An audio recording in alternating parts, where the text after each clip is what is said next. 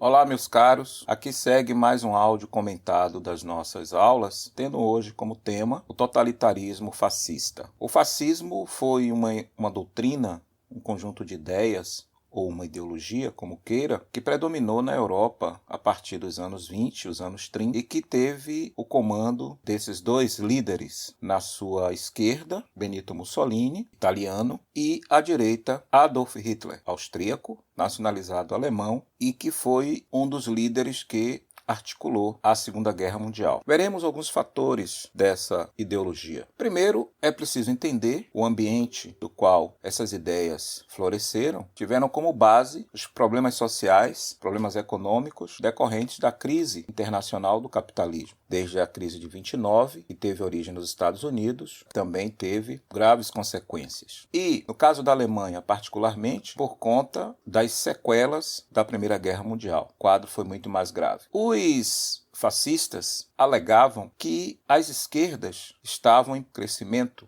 em desenvolvimento, e que teriam sido a resistência que teria levado o país à derrota. Portanto, era preciso criar uma narrativa para apontar inimigos, tanto no plano interno quanto no plano externo. No caso da Itália, as promessas feitas pela Tríplice Entente não foram cumpridas, que seria, no caso, a concessão de territórios à Itália.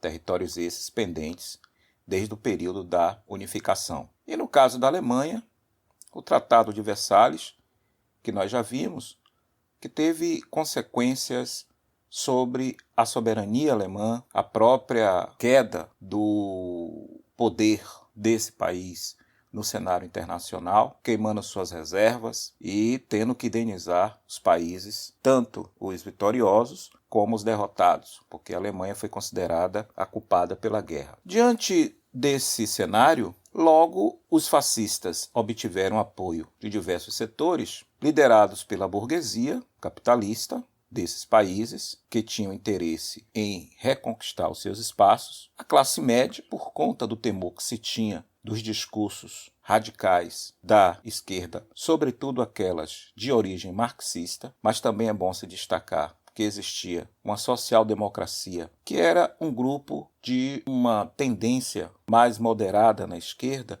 mas que ainda assim colocava em xeque a liderança da burguesia. E a igreja, obviamente, por conta da chamada pauta de costumes defendida por esses líderes. É bom se destacar que o fascismo, tanto na Itália com Mussolini, quanto na Alemanha com Adolf Hitler, era uma doutrina que tinha muito de um perfil moralista nos seus valores. Fazendo uma análise do quadro político da Alemanha, nós vemos claramente que a ascensão da ideologia nazista ela vai se dar dentro do processo democrático. O partido criado por Hitler em 1922, o Partido Nacional Socialista dos Trabalhadores Alemães, inicialmente não contou com muitos adeptos. O próprio Hitler tentara um golpe de Estado em 1924, chamado de o Putsch de Munique, do qual ele ficou preso por algum tempo e na cadeia escreveu o seu livro Mein Kampf, A Minha Luta,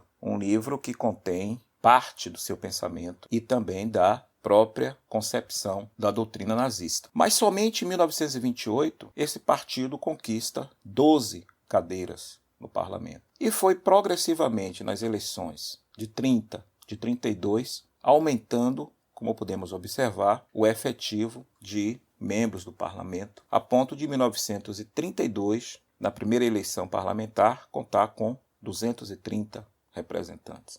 Um crescimento vertiginoso. Na parte inferior desse quadro, é bom destacar que as três forças políticas, os nazistas, os sociais-democratas e os comunistas, estavam com uma representatividade fracionada. Mas eu chamo a atenção para uma das críticas que é feita para explicar por que os nazistas não foram contidos, que é a divisão das esquerdas na Alemanha. Veja que na eleição de julho de 32, os sociais-democratas representavam 133 cadeiras contra 89 dos comunistas e que, se fosse somado, teriam maioria do que os 230 votos dos nazistas. Ainda em novembro, daquele ano, mais uma vez, os sociais-democratas conquistaram 121 cadeiras, os comunistas 100, mas eles estavam divididos e, portanto, os nazistas, por maioria, conquistaram o direito de indicar Adolf Hitler como chanceler da Alemanha, visto que era uma república parlamentarista, a República de Weimar. Portanto, destacamos que, por divisões do campo das esquerdas, a extrema-direita avança, e foi essa a possibilidade que trouxe os nazistas ao poder. E agora vamos perceber como pensam os nazistas, o que eles defendem e o que eles combatem. A teoria nazifascista, inicialmente, tende a negar qualquer lógica que tenha a ver com a racionalidade. A razão, ela é capaz de desmontar os discursos que são discursos considerados radicais e que não têm fundamento, porque ela produz o senso crítico. E os discursos nazistas, eles produzem o que chamamos de discursos de ódio. Discursos que se projetam contra as chamadas minorias, contra as diferenças e contra qualquer tipo de oposição que possam sofrer. Eles combatiam o liberalismo porque consideravam que a base do liberalismo era a liberdade econômica. E com esta liberdade econômica, no plano material, era possível que um grupo dominasse toda a sociedade, toda a nação, sem regras estabelecidas. Quero destacar, a concepção liberal era combatida, mas o sistema era capitalista, como já vimos, o apoio da burguesia. Combatiam o marxismo pela doutrina ter uma base anti-burguesia, anti-propriedade e que pregava a luta de classes como estratégia. E, por fim, a própria democracia, da qual eles foram galgados ao poder. Mas, uma vez no poder, trataram de fechar o regime. Muitas vezes, usando a violência, como o incêndio do Reichstag, que depois seria atribuído aos comunistas, uma manobra para criar um ambiente junto à opinião pública da Alemanha, e a partir daí a mentira posta como uma estratégia política foi cada vez mais aumentando a sua escalada e a sua intensidade. Portanto, o que eles defendiam como princípio? Defendiam um nacionalismo extremamente radical, de caráter xenófobo. A xenofobia é uma aversão a qualquer manifestação de caráter a valorizar elementos internacionais, hostilizando outros povos e pregando sempre que existe uma ameaça externa. O racismo, como uma consequência dessa xenofobia, ele vai ter uma particularidade na Alemanha, que é a aversão aos judeus, o chamado antissemitismo. Os judeus foram eleitos como grupo preferencial, porque dentro de uma Alemanha que estava em crise econômica, esse grupo era detentor de boa parte dos capitais ligados ao setor bancário, ao setor financeiro. Evidentemente que também, no grupo dos judeus, existia uma intelectualidade capaz de fazer frente ao fascismo na perspectiva das suas criações imaginárias e persecutórias de perseguição. O militarismo, a utilização da força, a utilização de uma estratégia de valorização do exército, da indústria bélica e de fortalecer essas bandeiras que poderiam ser capazes de fazer com que a Alemanha retomasse parte dos seus territórios que haviam sido conquistados pelos países inimigos na Primeira Guerra Mundial. Por outro lado, seria uma forma de resolver a grave crise do desemprego, porque dentro do militarismo, dentro da estratégia bélica, você pode desviar parte dessa população para as frentes de batalha. O expansionismo, ele vai aparecer dentro daquilo que seria chamado de uma doutrina do espaço vital, ou seja, crescer para se proteger nas suas fronteiras de possibilidades de ataque. Era verdade que o Tratado de Versalhes tirou territórios da Alemanha e que proibiu, inclusive, a Alemanha de ter exércitos nas suas próprias fronteiras. Então, esse discurso, que era muito forte de uma retaliação, de um revanchismo, levaria ao reforço da base totalitária. O totalitarismo enquanto uma concepção de um poder nas mãos de um único líder, com controle do aparelho de Estado, controlando a vida das pessoas, controlando as instituições, a educação, os meios de comunicação. Como bem dizia o Mussolini, nada fora do Estado, tudo no Estado, nada contra o Estado. O corporativismo, uma doutrina que pregava uma concepção de controle dos sindicatos.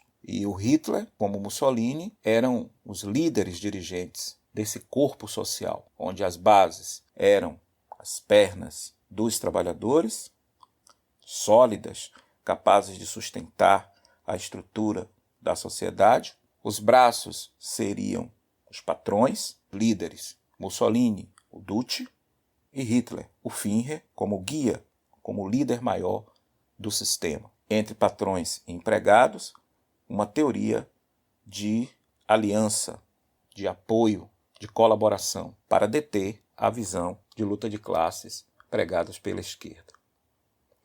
O único partido, uma única força, uma única doutrina. Essa era a visão do unipartidarismo. O Partido Fascista, criado em 1922, conquistando o poder em 1924, e o Partido Nacional Socialista dos Trabalhadores Alemães, Partido Nazista, criado também em 22, mas que chegaria ao poder bem mais tarde, na década de 30. Mas com uma concepção de um único partido para comandar a nação, tendo nesse líder a encarnação de toda a estrutura social. Culto ao chefe, exatamente como uma doutrina de obediência cega e fanática, que levaria, inclusive, a exigir o juramento, a saudação nazista que vocês veem à direita, no quadro acima, onde a população, crianças, jovens, idosos, estão saudando e gritando Heil Hitler, salve Hitler, Mein Führer, meu chefe, meu líder. E abaixo, o uso da propaganda sistemática de símbolos, de propaganda e de uma lógica militarizada da sociedade. Aqui, a prisão de pessoas que insistiam em desobedecer às leis, a lei que impedia o casamento de alemães com judeus. Ela, com cartaz que pede desculpas ao povo por ter se deixado seduzir por um judeu, e ele, o judeu, com cartaz que diz que foi culpado por tentar enfraquecer a raça pura, a raça ariana, como eles diziam. Aqui experiências feitas com pessoas para fazer aquilo que era a falsa ciência, experiências com amputações, com introdução de elementos para produzir infecções, pigmentação na cor dos olhos para, obviamente, transformá-los em zumbis de uma raça pura, com olhos azuis, e a grande farsa do médico Joseph Mengele, conhecido como Carrasco de Auschwitz. Cenas de judeus nos campos de concentração, nos campos de morte, onde eles eram praticamente tratados com uma dieta muito pequena, de apenas 180 calorias, quando um adulto necessitava de no mínimo 2.300 calorias. Então a inanição e as condições de desumanidade nos campos inicialmente chamados de campos de trabalho, mas que na verdade eram campos da morte. Vários campos que foram construídos na Alemanha. Os fornos crematórios, que eram os fornos dos quais os judeus mortos pelas câmaras de gás, asfixiados, depois eram queimados, e de onde se aproveitava praticamente tudo do corpo. Muitos deles usando cabelos humanos em acolchoados de automóveis, dos ossos fabricando botões para a indústria têxtil, a própria graxa, a gordura possível existente no corpo para a indústria de fertilizantes. Então toda uma estratégia macabra onde a vida humana não valia absolutamente nada. E esta cena percebe-se o desespero de uma mãe segurando a criança e certamente sendo atingida por um tiro mortal. Portanto, reflitamos o que essas ideologias produziram na humanidade e ainda hoje trazem o horror de um legado que muitos insistem em defender. Ficamos por aqui.